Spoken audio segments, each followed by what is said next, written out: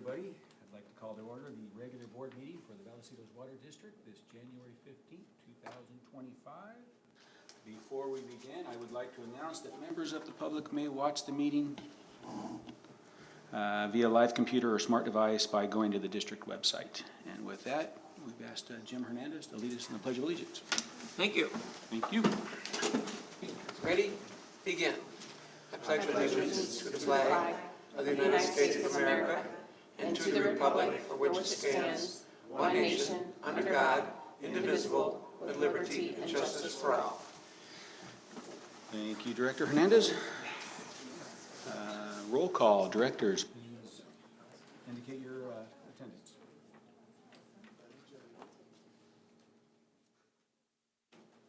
We are all present. Happy New Year, everyone. Happy New Year. Do we have any additions to the agenda? No, sir. May I have a motion to adopt the agenda for the regular meeting this January 15th? Move to approve. Approval by Director Hernandez. I'll second. Second by Director Floyd Hodgson. All vote.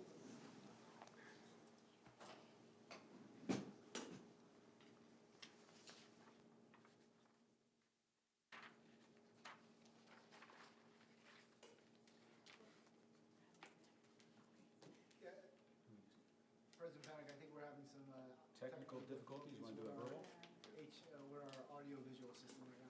So, A verbal roll call? yeah, we can do a verbal roll call. So, Okay. Jennifer wants to do that, or do you want me to do that? President Penick? Yes. Director Boyd Hodgson? Yes. Director Ellithar? Here. Director Kirschbaum? Yes. And Director Hernandez? Yes. Thank you. Motion passes. Okay. And thank you for notes. It's always good. Okay. Do we have any public speakers? no public speakers, sir. Okay. Do you have some presentations? Sure do. So obviously, about once a quarter, we bring over both new staff members and also staff achievements. So this is one of the spotlights and one of the things I really cherish doing, because it gets to highlight how the district is moving along as far as employees, and we get to celebrate one of our greatest assets, our employees. I'm pleased to introduce two new employees. It's Marissa Padilla is our new capital facilities engineer. Marissa is not here, so. And then Jennifer Kay, our new asset management supervisor, who's also not here right now, but that's okay. In addition to welcome new talent, I'm also proud to recognize the accomplishments of our staff. Our staff always strives, as they are a very career-minded staff, to become the best in their field, getting certifications well in education and accomplishments above their job requirements. With that, I'd like to congratulate Art Alvarez and Kyle Hernan, both tested and received their cross-connection control certificates in December. Allison Fisher, who actually is here, passed their 8-hour professional engineering exam, the first step in their So it's her first step in getting her actual professional engineering license. So Trevor Partain passed his Distribution 4 certificates from the State Water Resource Control Board of California. And if Trevor's here, you'd be also impressed, because I think he looks like he's about 16 years old. I think he actually is about 21 now, but I'm guessing. So is that about right? Yep, that is right. And then Jennifer Cerna, our very own Jennifer Cerna, earned her board secretary certification through CSDA. So,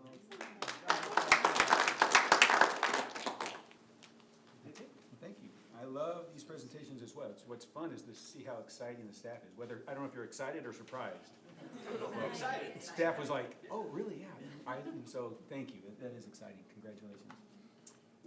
Moving on to consent items. Does a board member wish to pull any item? If not, can I have a motion to approve consent calendar?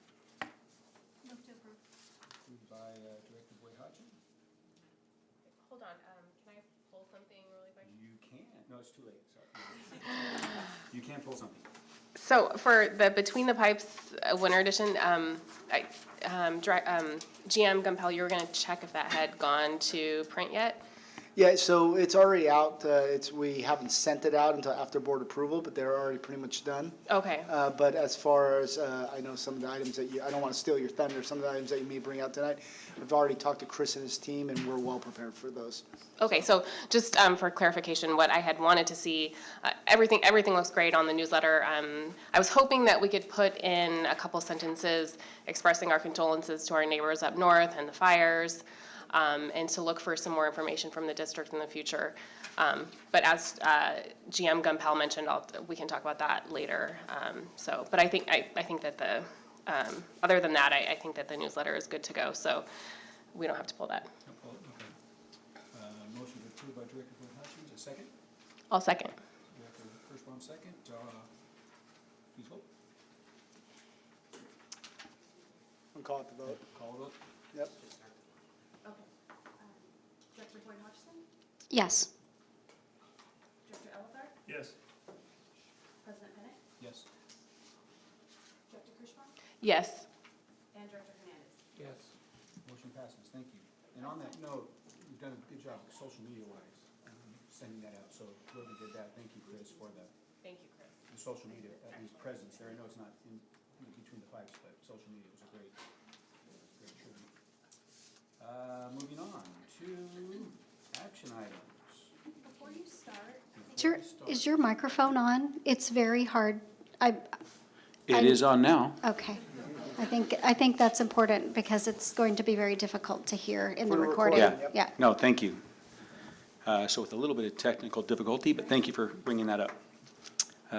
Action items. Action item 2.1, emergency repair of a 10-inch water main on Red Wing. Yes, thank you, President Panic. So as the board recalls, when there's an emergency repair, at the first opportunity, the GM usually reports to the board of what's going on. This is the emergency repair of a pipeline off of Red Wing, which is off of Rancho Santa Fe Road, which created quite a bit of damage. At the next opportunity, when the project is completed, we bring this back to the board for approval after the fact. So the repair work was done under general manager's authority and for emergencies. And then now is the action item to kind of wrap the whole project up, talk about what happened, the damage and the repairs. With that, I'll hand it over to our Assistant General Manager, Jason Hubbard. Thank you. Oh, and our Inspection Supervisor, Ricardo Cervantes. Thank you. All right, thank you. Good evening, President Platt, members of the board. And thank you for the clean look. You can expect this clean look for the rest of 2025, so Happy New Year. The item for you to consider tonight is approval of an invoice related to the emergency repair of the 10-inch water main on Red Wing. And I am happy to have Ricardo Cervantes with us. He's here to correct me if I get anything wrong from out in the field. So the graphic you have, which Well, that's what can they see the graphic? I hit share, but I don't see it up there. Can you see it on your? We cannot.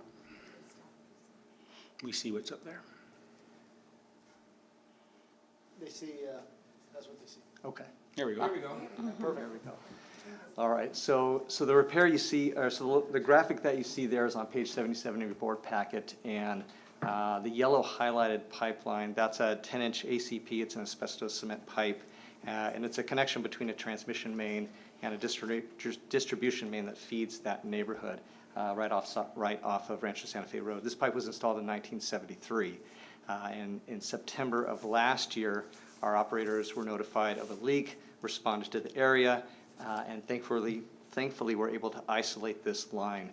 Customers were out of service for about an hour until that isolation could occur. And pictures tell 1,000 words, so I'll show that photo on the top left is the damage that occurred because of the force and the volume of the water released during the break. Actually raised the road about 2 or 3 inches. Obviously created a sinkhole. A lot of damage because of the scope and scale of this, and because our construction crews were actually tied up with the repair in the northern part of the district. We did exercise the GM's authority, as he mentioned, to bring an outside contractor in. And I apologize, there's a correction in the memo. We cite resolution 1481. It's actually resolution 1576, section 8, that gives the GM that authority. So under that, we did bring an outside contractor in, Cass Arietta. They're our preferred contractor. We do use other contractors, but they are very responsive. In fact, they showed up that afternoon to get right on it. And there is a detailed scope of their services beginning on page 73, but again, I'll use the pictures to kind of show you what they did. They had to hog out all that material that you see, the broken concrete, asphalt, everything in that excavation. They actually had to over-excavate all those saturated soils to get to competent material. Bottom left, you can see they put a new PVC pipeline in. That's that C900 blue pipe that you see, reconnected the transmission, the distribution line, and then all the backfill, dewatering traffic that goes with it, and then they began the street repair. There was a pretty significant concrete cross gutter that had to be replaced, forming, pouring, finishing, that all goes with that. Curb and gutter, sidewalk had to be replaced, and then of course the roadway itself, that all had to be removed, recompacted, and replaced. When you look at the total cost of the contractor's bill, about 3/4 of it is just the restoration component. But I will say thankfully it was all within the county right away, so no private property was damaged during this repair. So small favors. During the investigation of why the leak occurred, so like I said, that pipe was installed in 1973. At some point in the past, 80s, 90s, we're not sure, we don't have records, there was a repair done on that line, and there was a piece of PVC that was then connected back into that original ACP pipe, and that's done with what we call transition coupling. And that particular fitting has exterior bolts that were unprotected. In fact, Ricardo has the bolt that came out of the ground, and you're more than welcome to see this. I'll just bring this up, a little show and tell, but this is the actual bolt. You can see how thin it is. It should be about this diameter, and it's clearly not. So this bolt was kind of how we did things back in the day. I will say now, probably beginning in the mid-2000s, buried bolts and bolts and nuts, right, that connect all these fittings are have about a 4 layered system wrap that we do, and we use a wax grease application that's then wrapped with a 2-tape system. It's a microcrystalline waxes with synthetic fibers saturated in, and then it's fully wrapped in a polyethylene PVC wrap. So it's not bulletproof, but it's significantly more robust than just leaving bare steel buried in the ground to be, your standard electrochemical corrosion with steel versus the saturated soils. So that's how we do it now. So that's what the investigation revealed, that those bolts were corroded, that coupling broke, and obviously ripped apart those 2 pipes, those 2 different materials, and then you saw the damage that occurred. The invoice from the contractor is there on page 74, $253,804.70. Operations folks were able to jump in, even though they were busy on another repair. They were able to help out in the backfill operation, so we have some time and material from our own staff involved. And even though I'm doing all the talking, really Ricardo and his staff, John Childs in the back there, and our operations folks that were involved, really they get all the credit for bringing this to a successful conclusion and getting this replaced and repaired, obviously in coordination with our contractors. So with that, the staff recommends approving the invoice for Casa Arrieta in the amount of $253,804.70, and we can answer any questions you have. Thank you. Thanks for the presentation. Any questions? Yes. Thank you, John and Ricardo, for your work and for bringing this into repair. Just for the benefit of myself and the public, if I'm looking at the board packet and I see something that says a 10-inch asbestos cement pipe, I know that I've asked you this before, but for the benefit of myself and the public, can you please explain how or can you please reassure us all that asbestos piping doesn't necessarily mean that the water is coming in contact with asbestos. There's no asbestos in the water, and our pipes are safe. Yeah, and you're exactly correct, and that's a good point to make, that asbestos cement pipe is an inert product that was used back in the day. It's no longer used, but it's a very good piping system. It's throughout San Diego, Southern California. Water has no picks up none of those properties. It's completely inert. So there's no issue with the public. Okay, thank you. Any other questions, comments? I had two, actually. What was the start to finish time on that? So the actual repair for the pipeline, hogging it all out, putting out new pipeline in, it's about 3 days. Really? Yeah, it was done really quickly.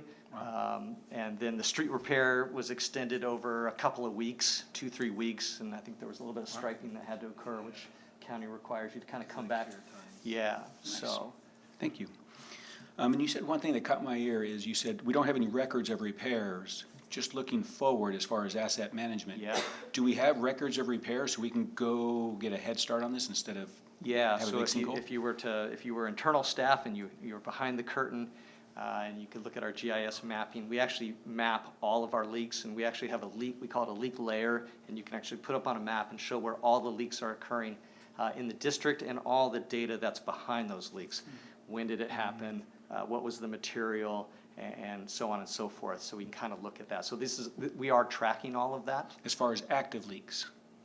Yes. But not like a record, like from this, you said not sure when the record of repair was done, it could have been in the late 70s, Right. early 80s. And so there's a few more of those bolts that are really seen Sure, yeah, somewhere in our there's stuff out pipeline. there that we probably don't know of. I That's will what I tell was you, wondering, we we don't. did, like back in October, you may recall, we did a pretty extensive condition assessment of a ductile iron pipe in various streets in San Leandro Hills, and we were able to see where past repairs had actually occurred on that pipeline. When we're in there. But there's Yeah. no way, there's nothing on record that said, hey, we went in on this coordinate on this date. So sometime in the mid to late 2010s, we started adding the leak That's what data. it was- okay, so that's when we So started every doing that. everything before that, we searched records to see, because some repairs were done, we had records, some repairs we didn't. A lot of the repairs that we did had records were approximate. We just had general notes and a work order at the cost, but we didn't have details of those records. So we built the database with everything that we had, but moving forward since probably the late 2010s, we've been tracking repairs, building the asset management system, so this way we have better data and analytics in the future. Going forward. No, love it. Okay. Thank you. Any other questions? No? If not, may I have a motion to approve the payment to Cass Arietta in the amount of $253,804.70 I'll for move emergency staff, repairs? I'll move staff recommendation. Approved by, motion by Director Boyd Hodgins. Second? Second. Second by Director Kirschbaum. Please vote.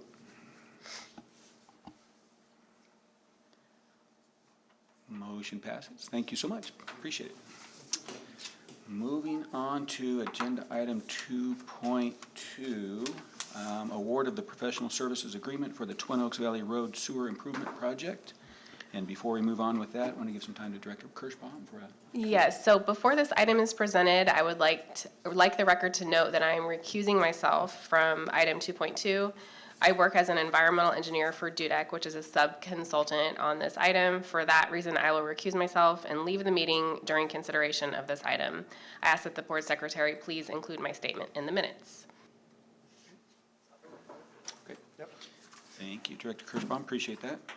So moving on, 2.2. Yeah, I'll just wait until Director Kirschbaum is able to leave. And while she is moving on, is there any public speakers on this? No, sir. Okay.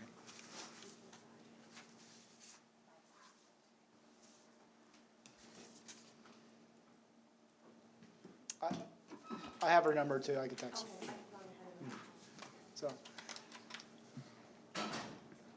So as the board may recall, the board took action on increasing our capacity fees some time ago in sewer, and one of the nexus for that was to add a project that wasn't included in our master plan, or really our capacity fee structure on the Twin Oaks to resolve some capacity issues due to growth along Twin Oaks Valley. So this is now that progress from board action on cap fees moving forward into project. With that, I'll hand it over to our senior engineer, Ryan Morgan, to talk about the project. Thank you, General Manager Gumpel.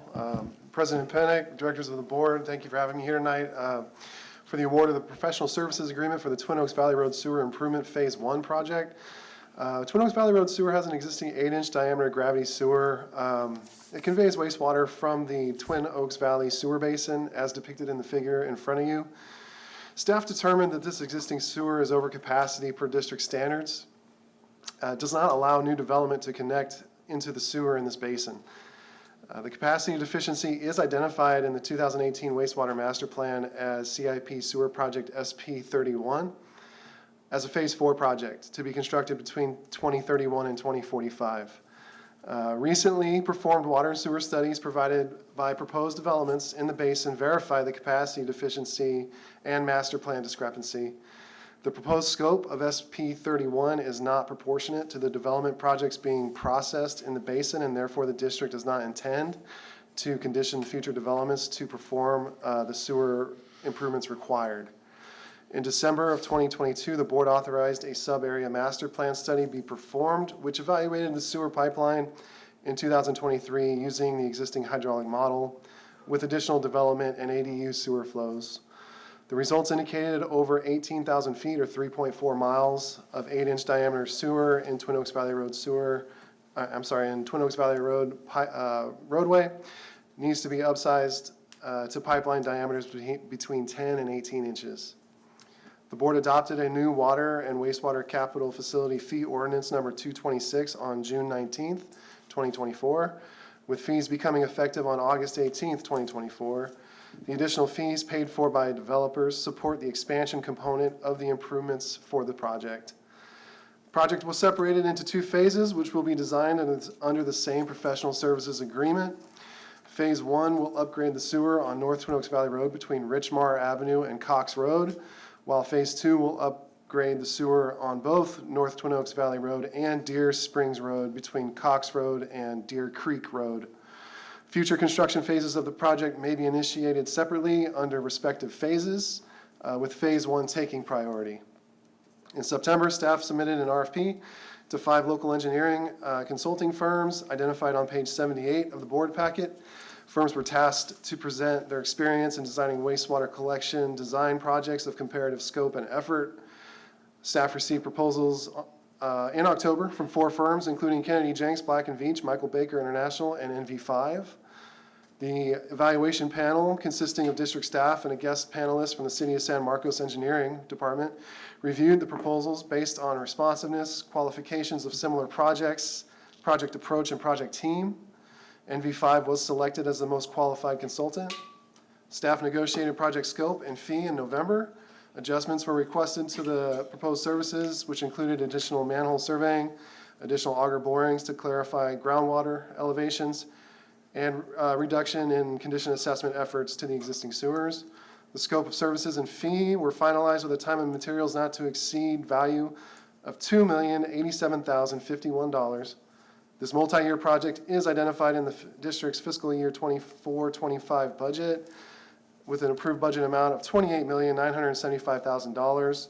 Funding for the project comes provided as 23% from sewer replacement and 77% from sewer capacity funds. The itemized fiscal impact and project budget are provided on page 79 of your board packet. Upsizing the existing 8-inch diameter sewer in North Twin Oaks Valley Road directly supports the district's strategic plan, specifically Strategic Focus Area 1, infrastructure integrity. Without replacement, the sewer is at risk of spilling and/or failure. The project's alignment with the strategic plan ensures that the district's infrastructure is properly replaced with sufficient capacity, contributing to a dependable sewer collection system. It's with this, staff recommends authorizing the general manager to enter into a professional services agreement with NV5 in the amount of $2,087,051 for engineering design, environmental, bid phase services for the Twin Oaks Valley Road Sewer Improvement Phase 1 project. And I can take any questions if you have any. Thank you, Ryan. Appreciate it. Well done. Any questions? Yes. Thank you for that presentation. It looks like, and I lost my place in the packet, but you mentioned in your explanation about ADU planning that went into figuring out how much capacity is going to be needed. And, you know, several of us attend conferences every now and then, and there's a lot of discussion about ADU planning and how does that work and how are we planning with our capacity as a agency that does wastewater. So can you talk a little bit about how you factored in the potential for ADUs on these properties when you were considering the capacity needed? Yeah, Why don't I jump in? Sure, go ahead. Yeah, so that was done during the, sub-area master plan, so they were trying to look at the capacity, and I can't remember the exact numbers, but based on, state regulations and how we're seeing ADUs come in, we did account for, in that basin that you see, a certain percentage of lots over a certain size with the ability to add an ADU. We made an assumption that because they have the ability to do it, even though obviously land jurisdiction, not our foray, but that we accounted that they would have some sewer generation available, and so we are factoring that in, and we think that's a prudent way to design it, knowing that again, the housing situations that we have and the statistics we see of ADUs coming online, it's eventually going to happen, and we only want to do this pipeline once, right? Thank you. Any other questions? Comments? I do have one again. So our customers understand, this is all coming from CAP fees, it will not be charged, our customers are not going to be hit with any of these development of a new sewer pipe.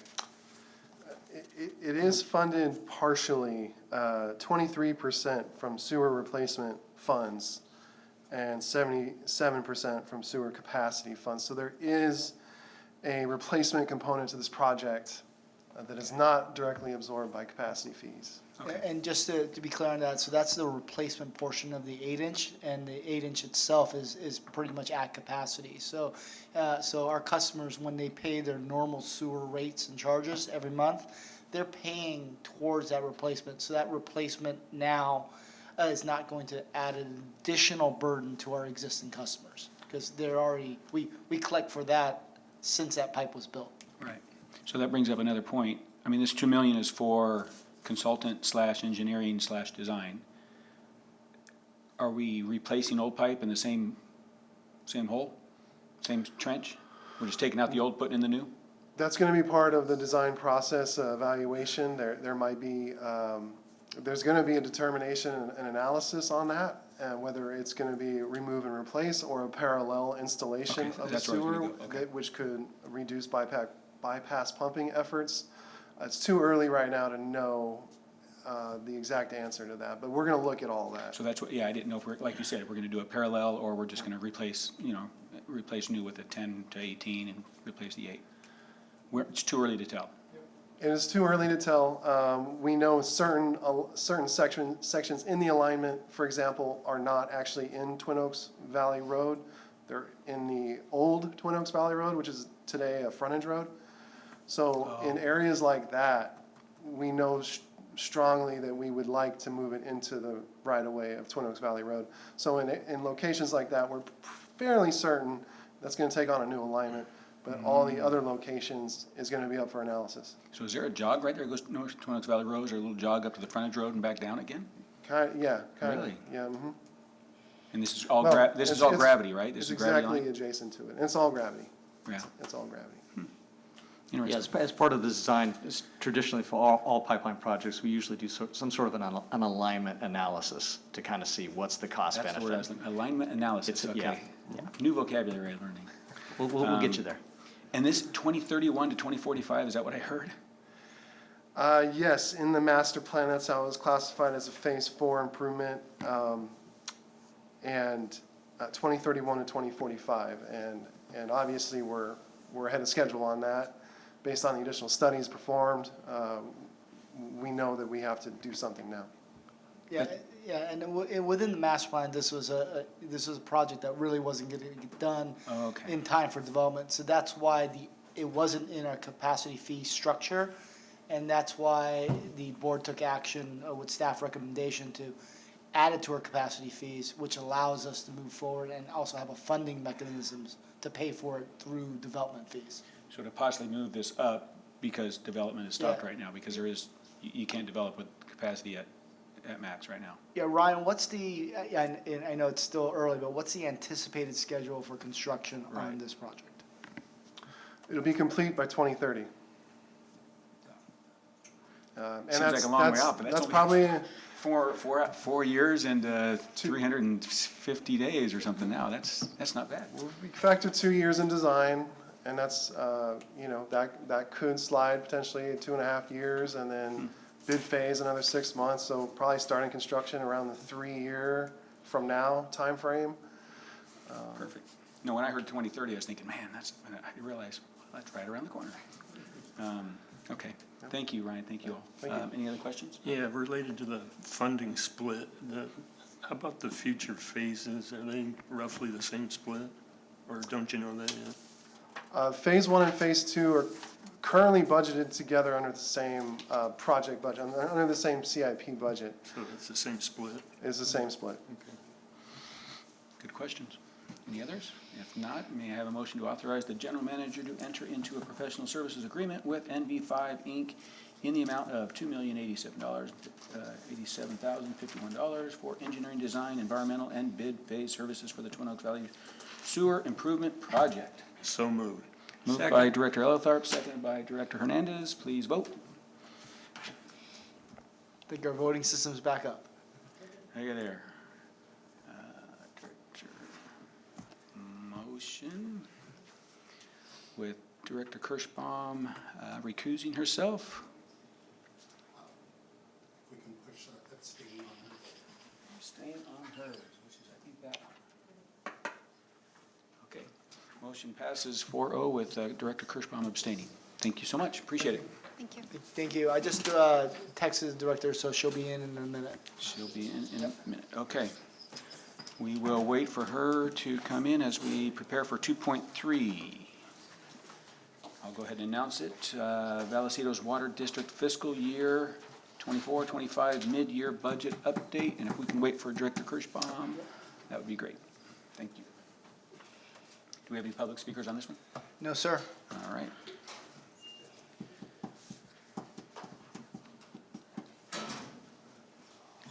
We missed you.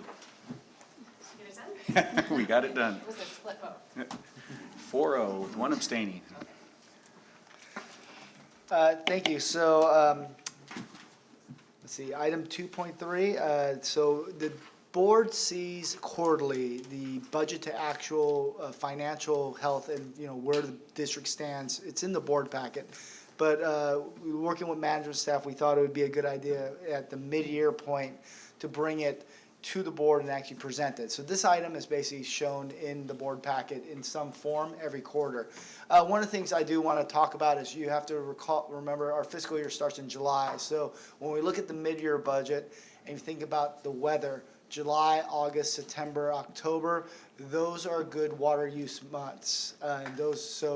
And our budget it doesn't actually project linearly, so we don't spend money or collect revenue linearly, because obviously with water revenues, those months are higher usage. So take that into account as I hand this over to our CFO, Wes, to do a presentation. So this is basically a mid-year budget update. This is an informational item for the board. Thank you. Take it away, Wes. Thank you. Good evening, President Pennick, members of the board. This is a new and exciting presentation we get to do, and I think it's going to probably be an annual item from now on. So, and what it is, it's the fiscal year 2025 mid-year budget update. And I do want to reiterate before I go into it what Jim Gumpel said, that it's not linear. So as we go into this and we start looking at it, please remember that what we're presenting tonight doesn't necessarily apply to the year in general. So you're going to see some numbers, you might think, ooh, things are really good. But we're in the good time. Right now is our best water season sales. Expenses haven't really come in. Things are looking good. It doesn't necessarily mean that's going to apply to the rest of the fiscal year. So keep that in mind as we go through, and I'll explain more as we go into the detail. So looking at the agenda for the presentation, first we are going to talk about the operating overview, just a summary of what's happened year to date. After that, we'll go into the budget actual for the water fund. Then we'll talk about budget actual for sewer operations. After that, we'll go into the construction in progress for the CIP. And finally, the status of the reserve balances as of December 31st. So looking at the operating overview, the water operations is actually showing a net operating income as of December 31st of $2.9 million. And this is exactly why I reiterated what Jim Gumpel said, because we're showing a net operating income. And as you may remember, we budgeted for an operating loss of $4.6 million. So we'll look at that further after this. Sewer is showing a $3.6 million net operating income as of December 31st. And then breaking those two down, budget actual for water revenues. Here's where we can see water sales is at 65%. So we're doing really well so far. We've had some good sales. We've had dry months in the wintertime. Last year we had a lot of rain up until now. We haven't seen that rain. There's just been a lot more demand. And overall, the estimated demand is 7.9%, around 8% higher than we estimated for the budget. And as I mentioned, there have been some dry winter months. And keep in mind that during these high demand months, that's when we hit a lot of our tier 2 and tier 3 usage. So we get a lot of most of our revenue, 60% or more, is collected during this time frame. Ready to serve came in at 51%, which is right in line with the budget. It's a fixed charge, so that's what you'd expect. Pumping cost recovery is at 60% of budget, and that's a result of, well, it's actually corresponding or correlating to the increase in demand, as well as the rate increases that went into effect last April. Other revenue is low, it's 34% of budget. That's a result of less reimbursements and grant revenue than anticipated. Moving on to water operating expenses.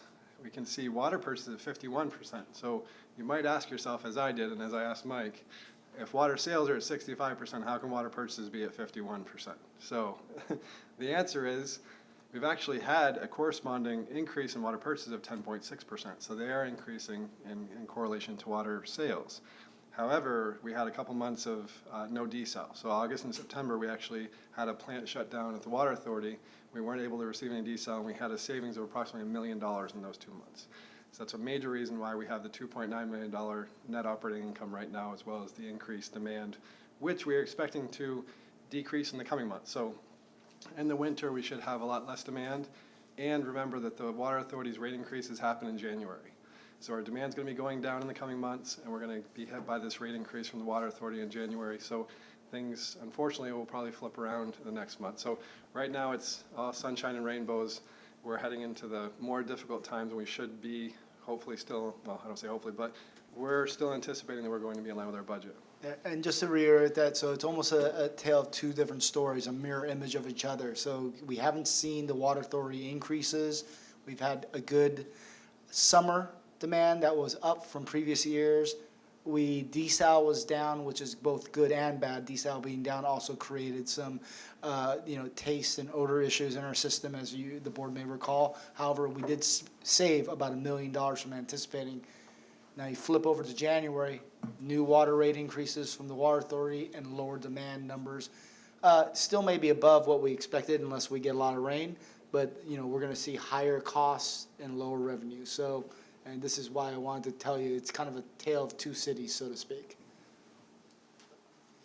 And if this does become an annual presentation, you're probably going to hear a similar story almost every year around this time because it's a seasonal thing. Moving on, operating departments. So the operating departments are the pumping department, water quality, water treatment, tanks and reservoirs, transmission distribution, services, meters, and backflow. Those are the operating departments, and they're low right now. They're about 43% of budget, as a result of transmission distribution being $346,000 below budget. That's mainly a result of having less main breaks this year to date than we did in previous years. So we budgeted for a certain amount of main breaks as of now, and we haven't seen as many as we have in previous years. Doesn't mean they won't happen in the next 6 months, it just means they haven't happened yet. And a lot of the explanations for the expenses are going to be timing. Like we may have budgeted for outside services, they just haven't come in yet, but we still anticipate that happening. Supporting departments are customer accounts, buildings and grounds, equipment and vehicles, engineering, safety and compliance, and IT. And it's a little low, it's 42% of budget as a result of engineering being under budget, and most of that is just timing of outside services. And safety being under budget by $78,000, and that's basically from them being understaffed, so we've had some labor savings in the safety department. And finally, general and administrative expenses are pretty much in line with budget at around 47%. So moving on to sewer revenues. Sewer revenues are much simpler. Sewer service charges are at 51%. They're right in line with budget. Our sewer service charges, as you know, are a fixed charge, so they're pretty easy to budget for. Reclaimed revenue is also at 50%. We actually bill based on the budget. So if we weren't in line with budget, there would be a problem, because that's what the bills are. We adjust actual at the end of the fiscal year. And then looking at other revenues, that's low, again, as a result of less reimbursements and grant revenue than anticipated. And we also had a project reclassification. The revenue from the, it's like a grant revenue from a project went to that account, and then we reversed it out. That's why we're seeing a negative number in that right now. Moving on to sewer expenses. The treatment departments are the Metal Arc plant and the Encino Wastewater Authority. It is low right now, about 44% of budget, as a result of Metal Arc plant being under budget by $413,000. And the majority of that reason is because of, that's from the solar allocation. I'll just give an overview on this. The plant is the major beneficiary of our solar panels because they produce the most electricity, so they get most of the benefit.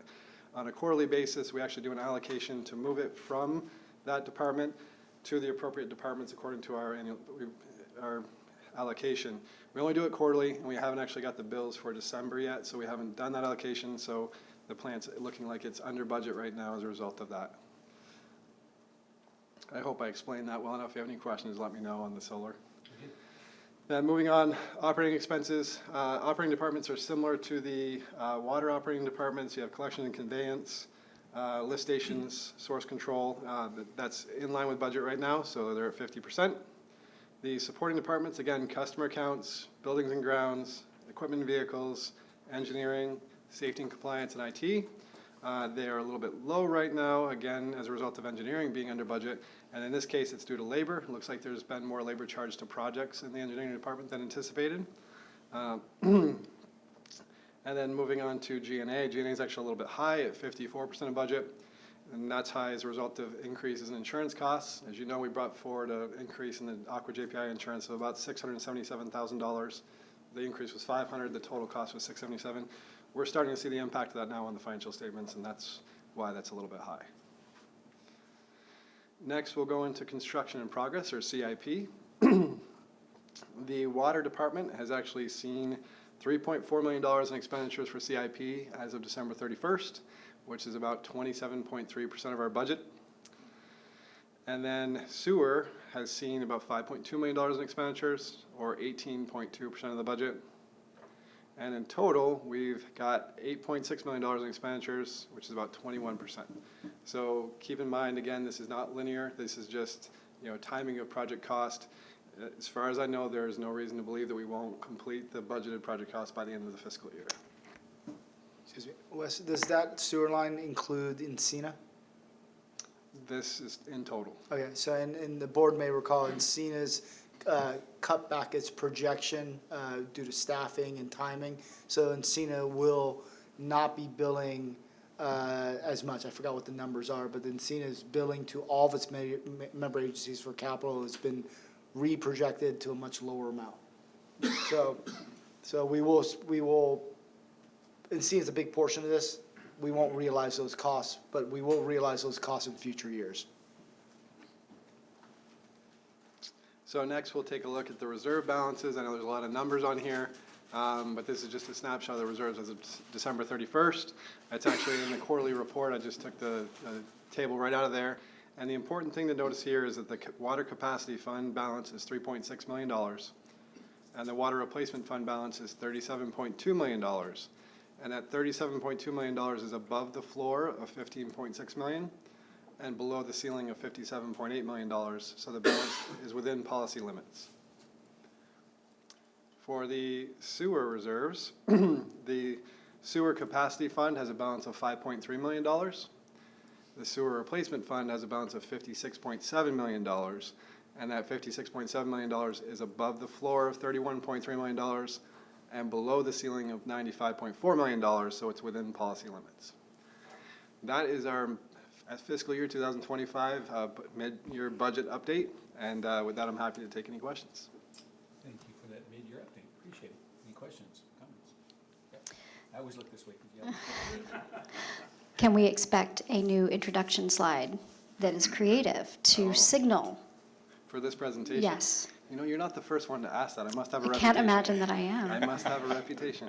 No, thank you for the presentation. This is helpful. It gives us kind of a benchmark of where we are, and I know that you've caveated it many, many times that this is the halfway point and it's not linear, but it looks good. So we're under budget in a lot of places, and so thank you for the presentation. Thank you. I've got a question related to non-linearity. So what do you budget for water sales by the end of the first quarter? Is it like 50% or something? I know Mike's gonna love to tell you about this, so I can let him do it. He's got all of his paperwork right there. Mike got all excited. If I He's stole like, his thunder yes. right now, he just wouldn't be happy with me, so. So, I only have for the first 6 months, I can get a calculator out. For the first 6 months, it's 59%. So, I can tell you, 11, 22, 31, about 31 to 32% for the first quarter. For the first half, it's about 59%. Is that budgeted or what you're seeing is actual That is what we project as budgeted. budget? Okay. Yes. So it looks like he takes, is it a 4 or 5 year average? Yeah, I take a 4 or 5 year average of what we've seen in the last couple of years, because I don't want to take into account the season, the rains that we had in the last 2 years, actually. So I kind of take a 4-year approach on it. And then we actually budget for it based on that percentage allocation as well. So if we see the seasonality, when you see the, because we do a monthly financial report that does budget, the actual to prior year and actual to budget, and it's done every month, so you can see kind of where the status is. And any significant variances there are explained in the notes below those financial statements. So it's in your packet every month, along with the quarterly summary. And that monthly is done based on this allocation. So, you know, I think it's the first 6 months is about 60% of our total revenue for the year, and that monthly financial statement will reflect 60% budgeted, if that makes sense. It does, and here's one I don't think you can answer, but how has it changed historically? Yeah, I'm not sure Those percentages. It actually has. We were talking about it when I don't think we have the answer off the top of our head, but we hadn't changed the number in the financial statement since 2017, and Mike has a fresh number that he came to me with today. So we can get it for you, it's just we don't have it I'm right. just curious, historically, how is it trending one way or another? I think overall, the demand has gone down from the last couple of years, but the proration per month remains relatively the same, within 0.5% each month. All right, thanks. Thank you. Any other questions, comments? I have a question. I was actually looking at I guess this is the quarterly report where you're breaking out all of the individual items. So this is kind of in the weeds a little bit, but I was looking at the pumping cost recovery as a source of revenue, and then the pumping costs that we pay. And our budget for our pumping costs is quite a bit higher than the pumping cost recovery. So I'm just curious how we figure how to charge the customers, and why don't we just match what we're paying? So I'll start, and then I'll pass on the details to Mike. But the pumping cost department is a full department. It's not just the cost of the power to distribute that water. So it's going to have a larger budget because it's labor, materials, outside services, and power. The pumping cost recovery is just recovering the power portion of that, it's like 90% of it. 95. 95%. So that's why the pumping cost recovery is actually lower than the pumping costs department. Yeah, and that 95%, Director Kirschbaum, was set by the board for Okay. recovery for just the electrical cost for pumping. Just for the power. And from what I understand, just talking to neighbors, it seems like that makes quite a big difference for the customers that are paying that, right? It's quite a bit more. Yeah. So maybe this sort of helps soften the blow a little bit, so they're not paying for. So all customers in the district pays for all the pumping costs. That's, pump replacement, pump maintenance, facility maintenance, operational costs. So the only thing that the board has elected to do and set by guidance to the staff is 95% of the electrical costs from SCG&E for recovery. Oh, okay, so that's spread over all the customers, not just the people that are. So the only thing that's spread over the pump costs as far as return for the customers in pump zones area is that 95%. So, but it's not the whole pumping cost. The whole pumping cost is, as you see from the report, much larger. Okay. So everything besides that is spread over all customers. Okay, thank you. Any questions? Just a question on the report. This is, like you mentioned, it's a new report that you've. Well, new presentation. New presentation. Yep. So you've been doing, that's my question, and you don't have to, GM Gumpel doesn't have to hear, but is this taking a lot more time? Is this something you're already doing and now you're just making a presentation? I just didn't want it to be a burden on you and your staff? I mean, is it something you're already doing and you're just putting together a little presentation? It's never a burden because we love our work. But, Good answer, by the way. but besides that, this is actually already in the board packet, the monthly financials and the quarterly report. So when Jim Campbell asked us to do the presentation, it's like, it should be no problem because we've already got the information there. So it's really just a matter of putting it into slides. Okay, so you're not creating a new report for nonlinear, half year, Right. all that other stuff. It's already there. You're just making a presentation. Okay, good. Correct. And you mentioned safety. I know it's a small number, but I forget. I know Ed's gone, but I thought we were going to have some savings on the safety side because we no longer have what's it called, hydrosodium chloride or the gas. Have we? So we haven't Have we seen realized, savings yeah, on that we yet? have, we haven't realized those savings yet from an insurance standpoint. That'll probably take a while to roll on, but we will have some savings. But in this budget, you're not seeing it from budget to actual because we anticipated not having chlorine gas. So those expenses and the reports and the regulations that Ed would normally budget for Right. with chlorine gas was already taken out of this budget because it was already anticipated that we Okay. would not have it. So you don't see the delta, but we did realize those savings. That's right. Okay, perfect. Good explanation. Thank you. And this is for information purposes only. Thank you so much. So, yeah, I Information, just wanted to provide another comment. I really appreciated having the presentation. Being a new board member, it's a lot of information to digest every month with financials. So this was sort of like a bird's eye view, I think, of where we are. So I would love to see it every year because I think for board members and for the public, it's just like, it's just a really good summary rather than, and then we do have obviously the quarterly reports and the monthly reports to back up everything that you're talking about. So thank you, I appreciate it. Thank you. For information and entertainment purposes only. Thank you. Thank you, team. And with that, moving on to agenda item 2.4, Vallecitos' appointment to the San Diego County Water Authority Board of Directors.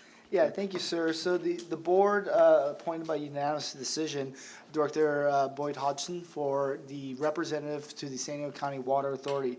The San Diego County Water Authority requires a resolution for that to take place, and then our director to be sworn in after. I believe the coordination for swearing in has already occurred. So the last action item, and with the board's request, is to adopt a resolution that allows Director Boyd Hodgson to be officially our representative for the San Diego County Water Authority Board. Okay. And with that, may I have a motion to approve Resolution 1683? As Director Hernandez approves the resolution of the Board of Directors of the Vallecitos Water District designating the district representative Tiffany Boyd Hodgson as a member of the Board of Directors. Thank you, I'll Director. second that. A motion by Director Hernandez, seconded by Director Elithar. Please vote.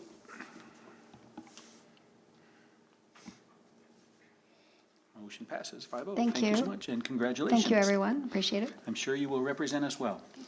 Thank you. And a thank you to Director Elithar for being that representative for the last 4 years. My pleasure. Has it been 4? I learned a lot. I bet you did.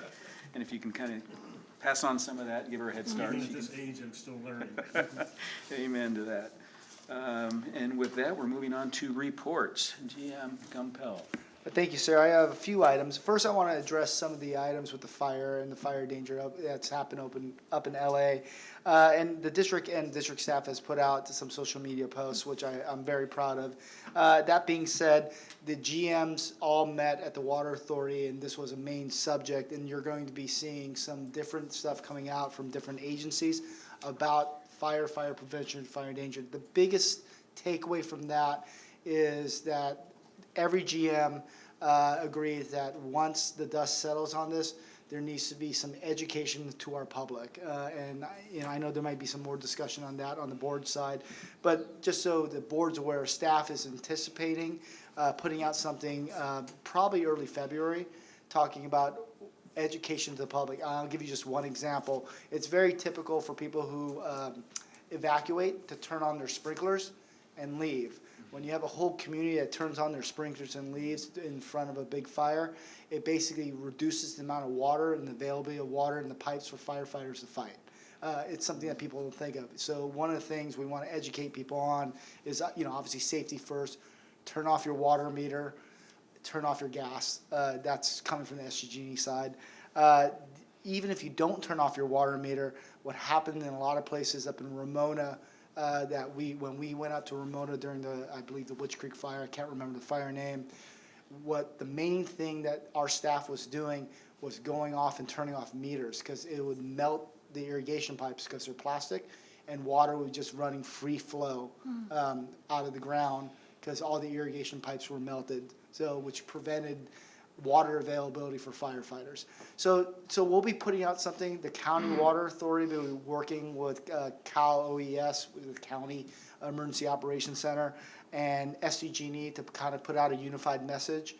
Everybody will probably see that, and then around that time, Vallecitos and all the other agencies will kind of piggyback on that message to provide some background education, more in the lines of lessons learned. What can the community do? Is how can you help reduce the risk of loss of life and property? So that'll be the first item, and I'll address the board a little bit closer when we get to that information. I don't know when that information will settle, but my guess is it'll be early February. A couple good news items. Matthias, our our Chief Technology Officer, yep, he's there. His group was able to secure a $90,000 grant for cybersecurity. Wow, great. And, like many things, there's no guarantee that everything is 100% foolproof, but this will actually help enhance our cybersecurity even further.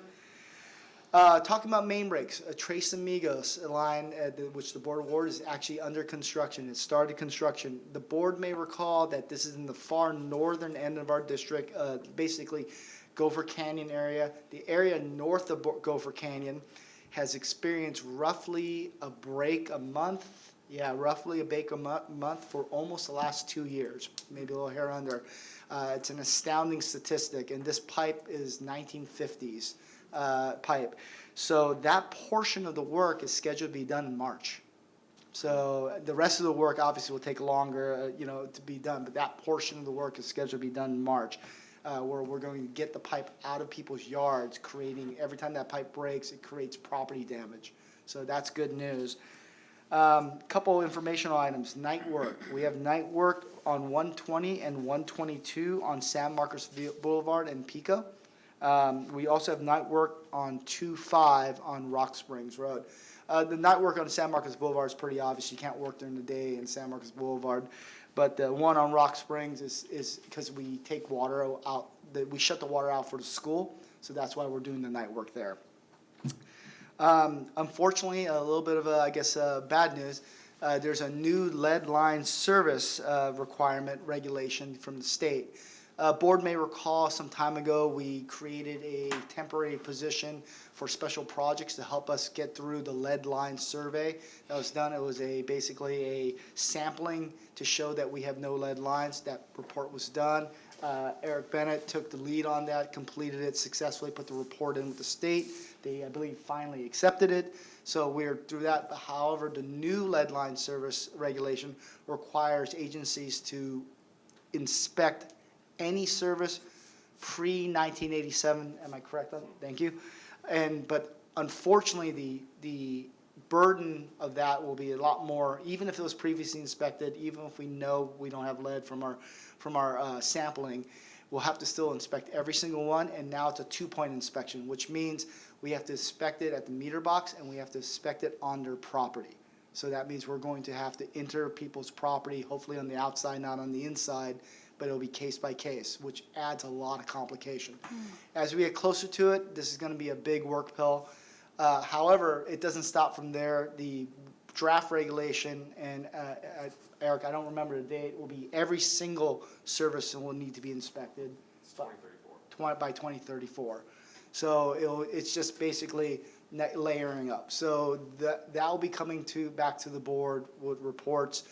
And there will be additional expenses that the district will incur for those inspections and that time to make those deadlines. Hilltop property. Let's talk about the Hilltop. Yes. So we are currently putting together the administrative record to put together for HCD to basically close out the surplus property portion for the government agency side. So we're putting that together now. Then we're planning on scheduling a ad hoc committee sometime in early February, maybe by the end of the month, but most likely early February, to talk about the next steps. So our ad hoc committee members, be on the lookout. We'll be trying to schedule something. I know there's some travel and stuff going on, so I'm anticipating February for an ad hoc meeting about the next steps. And obviously, we're working with BBK to make sure our administrative record is correct so we can kind of close the chapter and be able to move forward on this project. So a couple last items. Another good feel item. So right now, and mark this on your calendars if you can, we'll be sending out an email. On March 20th, we're planning to have a dedication ceremony for the Ed Pedrazi Twin Oaks facility out at Twin Oaks. So right now, it's been coordinated with Ed. The 20th is available. I'm working with Chris and his team to get the details of that. We'll be sending out an email on that. So 3/20, the Ed Pedrazi ceremony. So it'll be the Ed Pedrazi facility Ed Pedrazi Twin Oaks facility. So that is, mark that down on your calendars. And Jen, if you don't mind bringing up the one slide for me. Also, the district is going to buy a table, and I believe you have a flyer for the Palomar Community Showcase. You might see, there might be a nice video with some cameos from one or two people you know on that video, but it's really celebrating the water technology of that. They've also just today, so I couldn't get into the packet obviously, sent basically a sponsorship opportunity.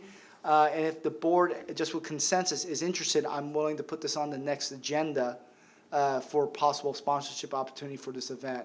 And so today we can't take any action, but if there's a consensus from the board, I'm happy to put it on next agenda to see if there's interest in providing sponsorship. So a simple thumbs up or thumbs I down. think you just need 2 directors to have you put it on a future agenda. I support. Thank you. Right. All right, I got the support. So with that, if we get the table, there's the tables of 8. I'm planning on attending, and all the board members can attend. So first off, let's get it approved, see if it gets approved, and then after that we can figure out who's going to attend. So, but it's a table of 8, so it should be enough for all the board members and some staff. So with that, that concludes my report. Thank you. Thank you. Thank you. Good report. Can we comment on report? Can we have questions on reports? A couple things. Hydrants, no, thank you for that presentation. Whose responsibility is to make sure, I've heard the term now, I haven't heard before, the hydrants are charged. Is that on the fire department? Is that on the city? Is that on the Vallecitos? Who's responsible to make sure hydrants are in good working order and charged? So the hydrant maintenance is the responsibility of the fire district here at Vallecitos. So if the hydrants don't work, physically don't work, that is the fire department's responsibility. We have agreements with almost every fire department where they do the maintenance. And that's one of the ones that I believe I brought to the board, that we've been trying to get Carlsbad for 20 years to sign the agreement. We finally got it. Putting water in the hydrants, that's our purview. So if getting the water to the hydrants is our purview to get it there. And a municipal water system is designed to fight municipal fires.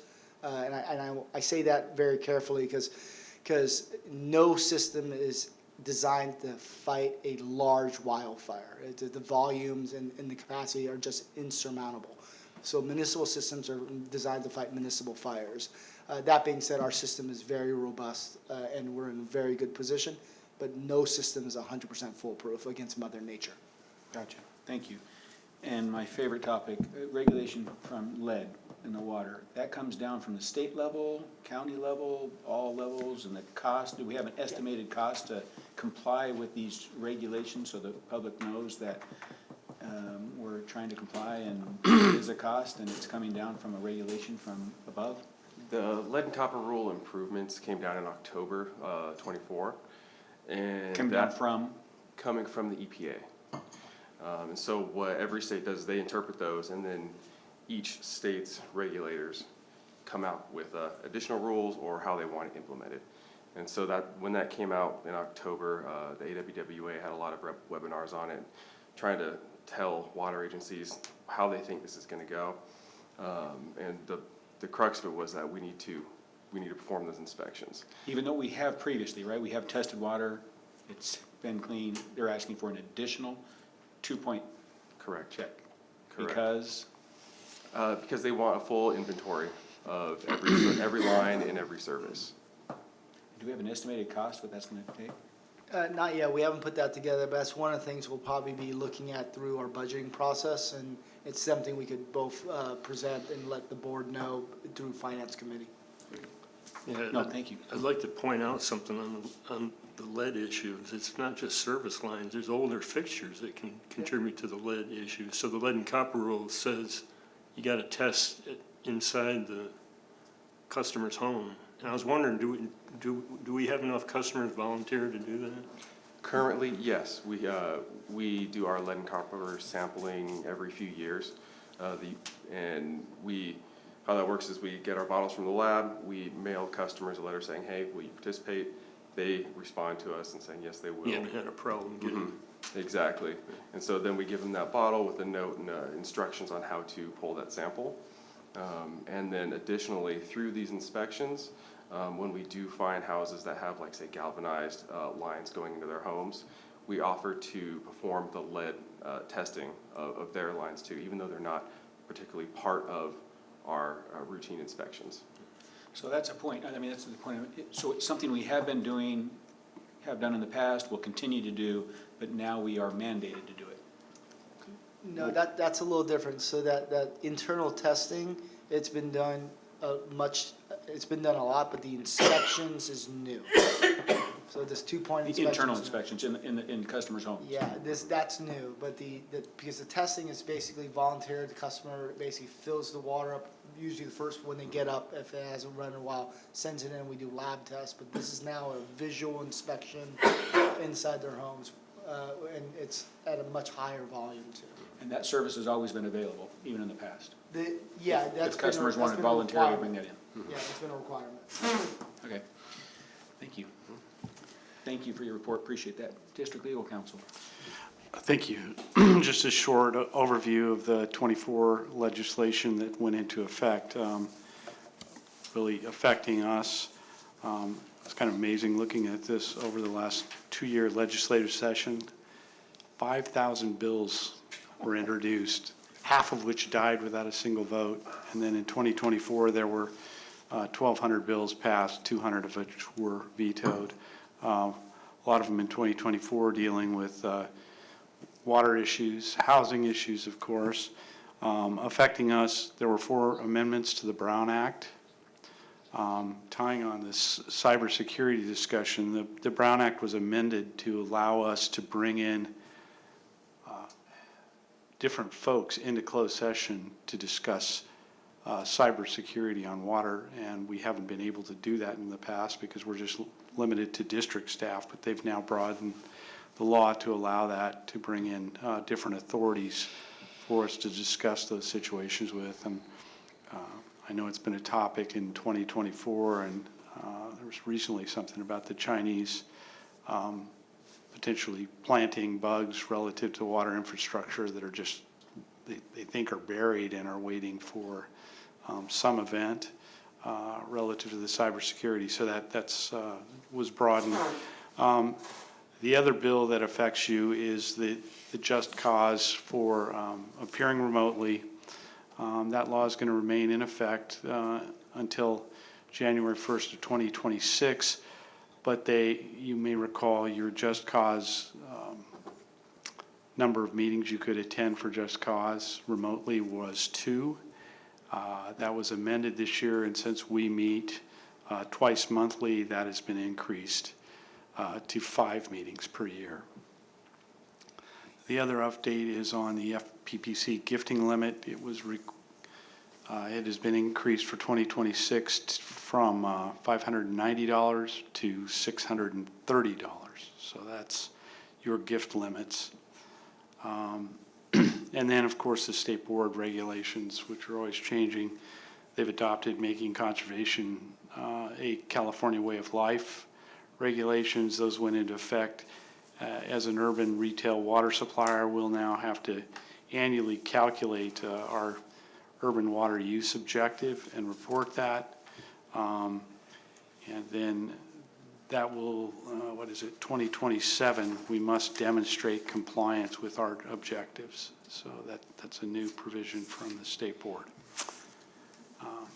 That's the end of my report.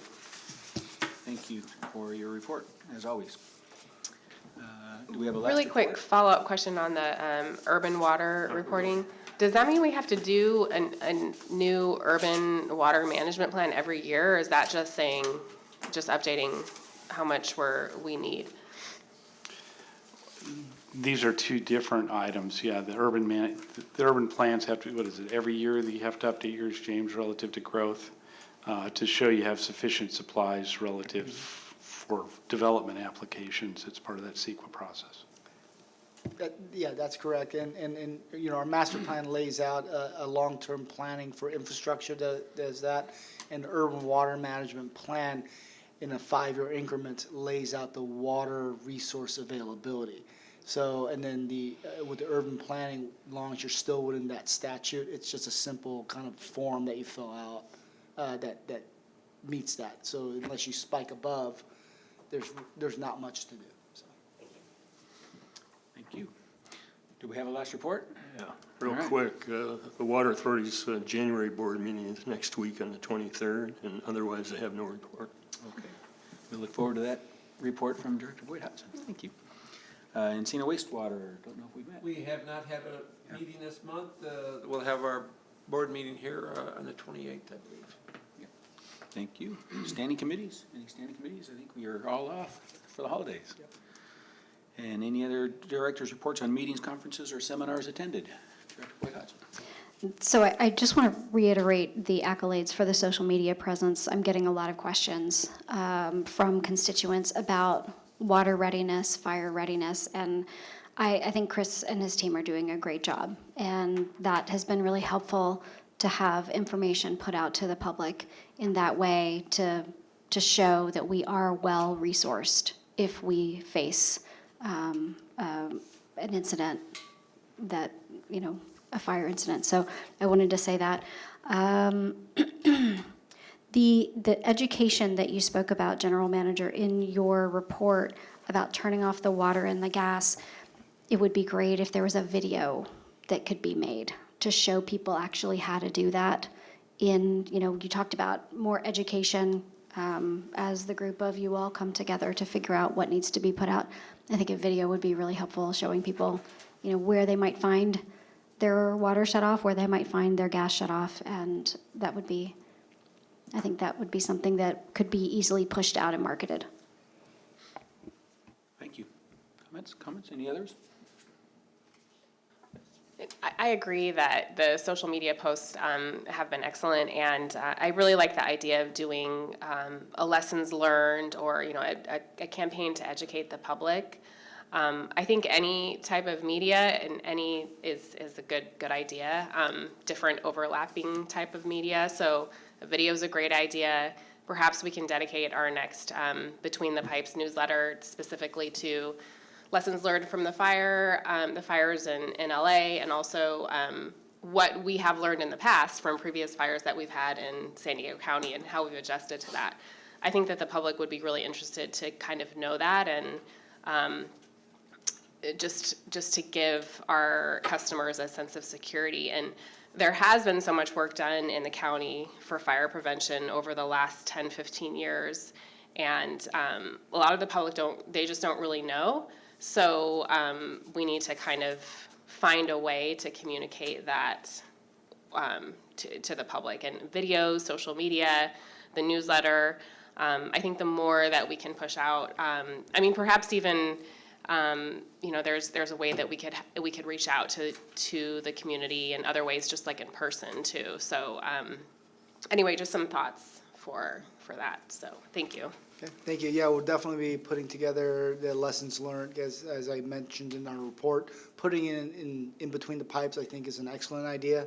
So I'll talk to Chris and his team about that. And then if we produce something, reusing it every fall as a reminder would probably be also beneficial, because that's really when our peak fire season starts in the fall.